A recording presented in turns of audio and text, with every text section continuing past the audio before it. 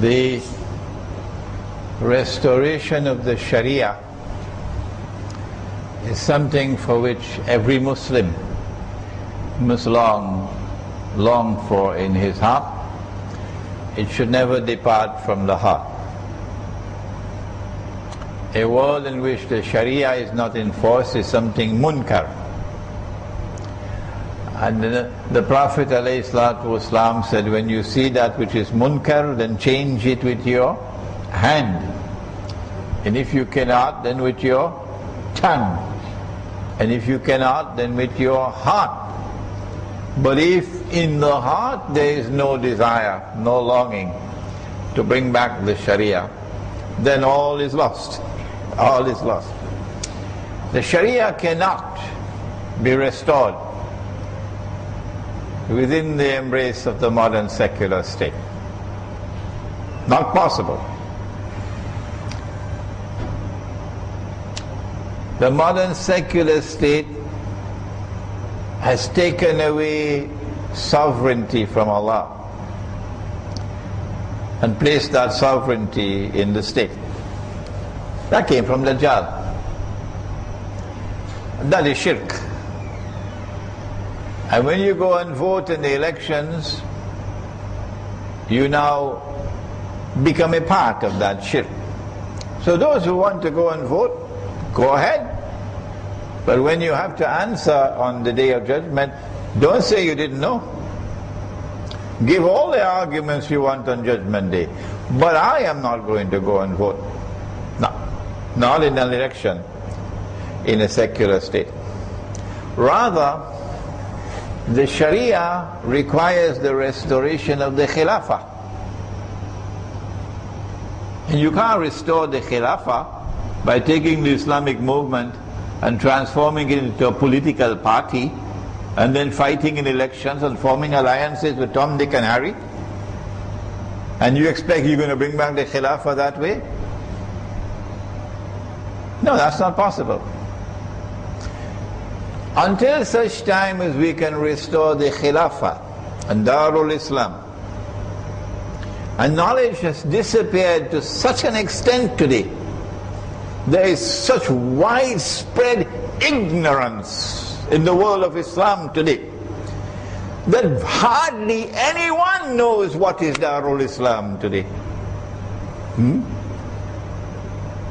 You know what it is to be a Malaysian citizen and an Egyptian citizen, and you have no problems at all in applying for a visa to perform the Hajj. But if one of the companions of the Prophet ﷺ were to come back today, would he go to a Saudi consulate to apply for a visa to perform the Hajj? That is a pathetic state of ignorance of the subject today. Nobody knows the subject. Until such time as we can restore the Khilafah, how do we deal with the subject of Sharia? The answer is, if you cannot restore Sharia at the macro level, then at least restore it at the micro level. Allah does not call upon you for that which lies beyond your capacity. Ittaqullaha mastata'atum. He says in Surah Al-Taghabun, fear Allah to the extent that you have capacity to do so. And so try to restore the Sharia at the micro level. There's an Imam in Eastern Parkway in Brooklyn, in New York, African American, tall like a coconut tree, powerful man, Imam Ibrahim. And the African American people, if they commit zina, they have no problems in going to the Imam and say, Imam, I committed zina. Yeah. They're not like us. They have that sincerity in their hearts. So they confess, I committed zina. So the Imam will roll up his sleeves. I'm talking about New York, yeah? And two of his officers, two of his men will bring you into the masjid, and he'll roll up his sleeve and he'll give you a beating in the masjid. You think Uncle Sam has ever done anything to stop him? No. No. وَمَنْ يَتَّقِ اللَّهَ يَجْعَلْ لَهُ مَخْرَجٍ. Who has fear of Allah in your heart, Allah will open a way for you. So we have said, until such time as the Khilafah is restored and the Sharia is restored, you can't restore Sharia and still remain a member of the United Nations organization. What nonsense is that?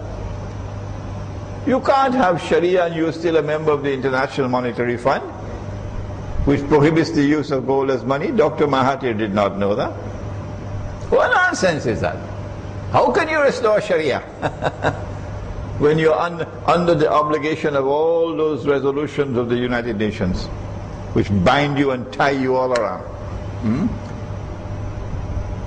Until such time as we can restore Khilafah, which in my opinion is Imam al-Mahdi, until that time, what we do is withdraw to the countryside, to Kampung, and there build micro-Islam and enforce Sharia to the extent that we have capacity to do so.